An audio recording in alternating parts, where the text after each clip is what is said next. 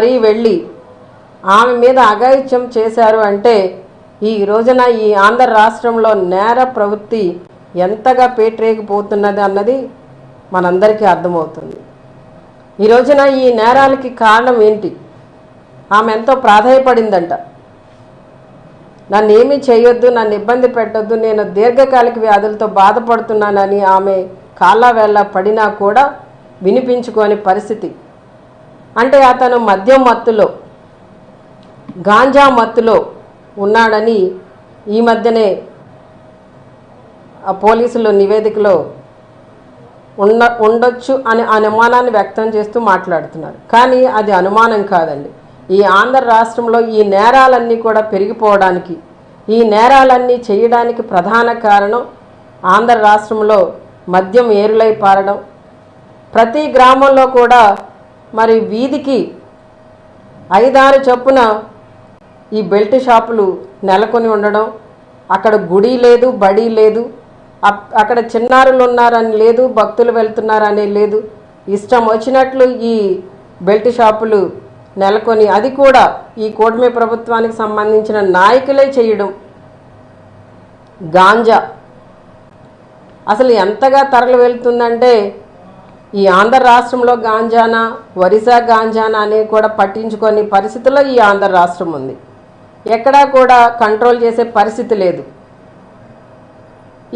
ఈ విధంగా ఇన్ని భయంకరమైన సంఘటనలు జరగడానికి కారణం ఈ మద్యం, గాంజా అని చెప్పి మేము మాట్లాడుతున్నా కూడా దాన్ని కంట్రోల్ చేసే పరిస్థితి ఈ ప్రభుత్వానికి లేదు. చంద్రబాబు నాయుడు గారు ముఖ్యమంత్రిగా బాధ్యతలు స్వీకరించిన తర్వాత అఘాయిత్యాలు చేసిన ఆడపిల్ల వైపు ఎవరైనా చూస్తే వాళ్ళని నిలదీస్తాం, అదే ఆఖరి రోజు వాళ్ళకి అని చెప్పారు. అది మాటల వరకే పరిమితమైంది.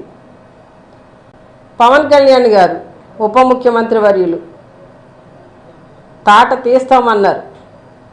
ఎక్కడండి? ఏ ఆడపిల్ల మీద అఘాయిత్యం జరిగితే ఎవరి తాట తీశారు? ఎవరి తాట తీయలేదు సరికదా.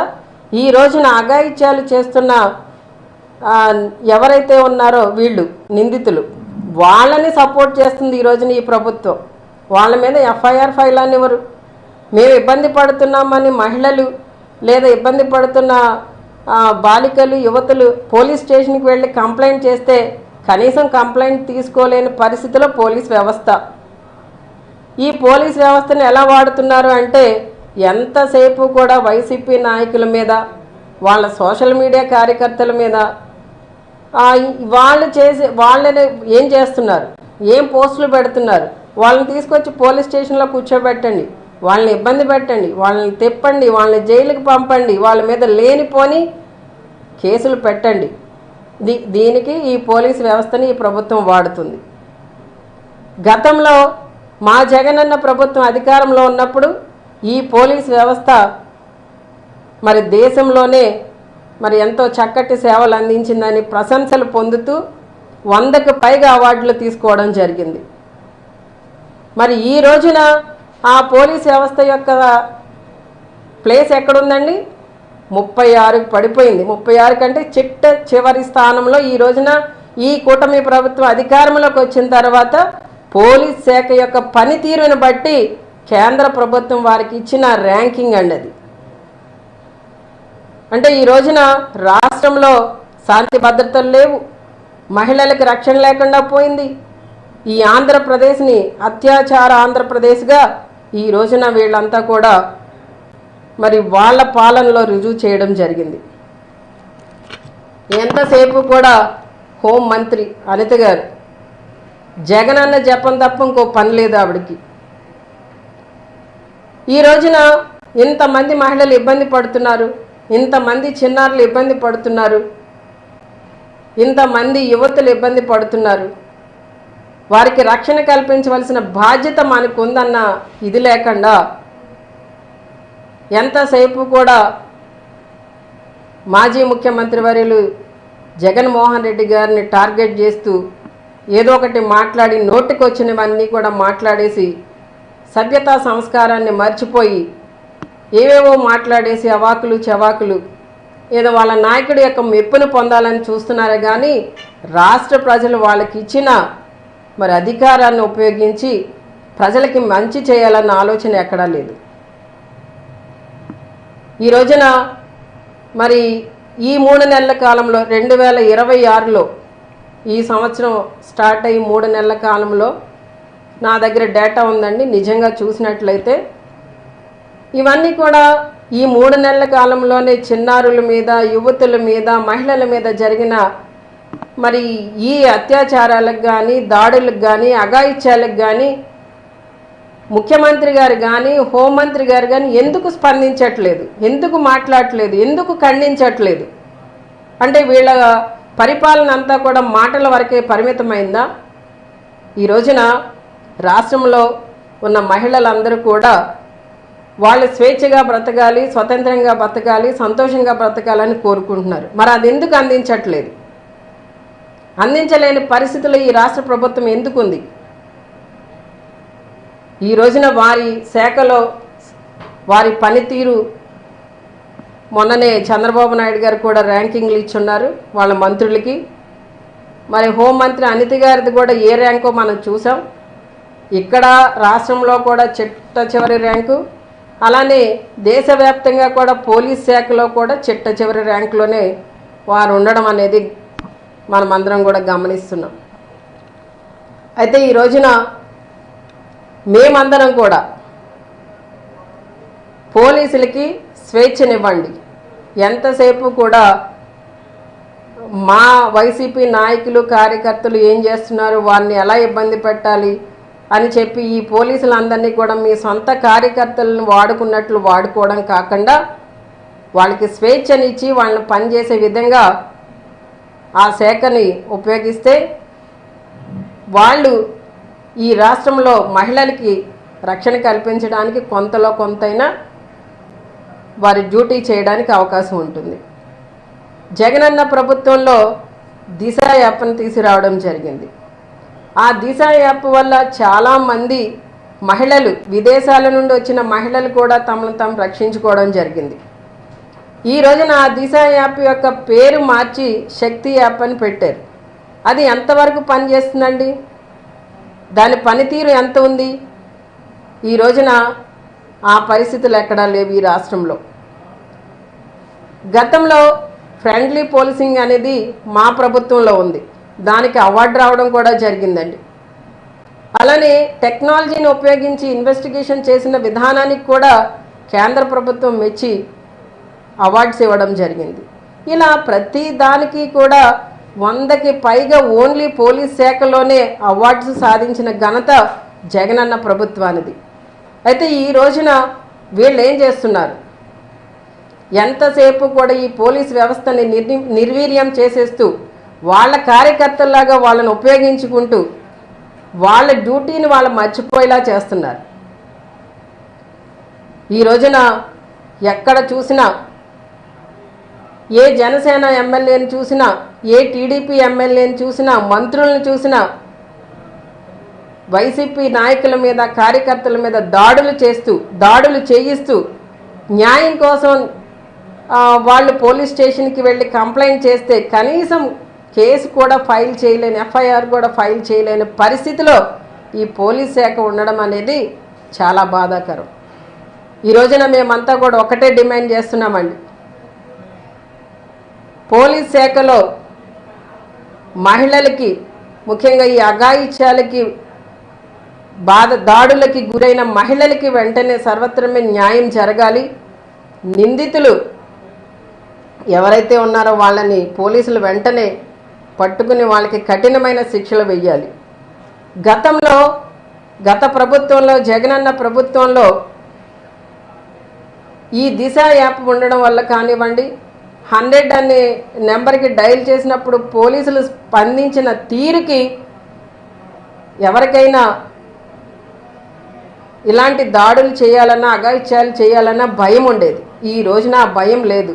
ఎందుకనంటే ఇలాంటి అఘాయిత్యాలు చేసిన వాళ్ళకి ఎమ్మెల్యేలే, మంత్రులే వత్తాసు పలుకుతూ వాళ్ళకి స్టేషన్ బెయిల్ ఇప్పించడం, వాళ్ళే దగ్గరుండి కేసు ఫైల్ అవ్వకుండా చూడడం, ఇవి మనం చూస్తున్నాం. ఎగ్జాంపుల్ రైల్వే కోడూరు ఎమ్మెల్యే ఉన్నారు అరవ శ్రీధర్.